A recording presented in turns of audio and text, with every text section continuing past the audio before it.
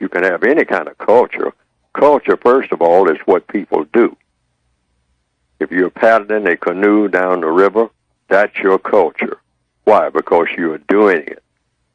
We usually think of culture as being some type of thing that you have somewhere over on the other side of the mountain in a green box, and you go every now and then and visit your culture. You don't visit your culture, you act your culture. You do what your culture is. If you're participating in a drive-by shooting, during the time that you are participating in that drive-by shooting, that is your culture. And if you're a black person doing it, that is black culture at that moment, because it's a black person who is participating in a drive-by shooting.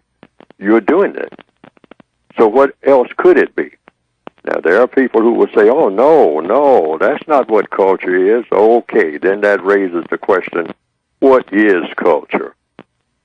What exactly is culture? Or are we just going to go around just babbling forever about what culture is? What is culture? What is not culture? When is culture?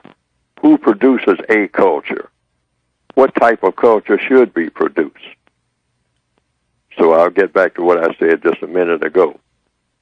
Everything in the future associated with black people should be about 3 words.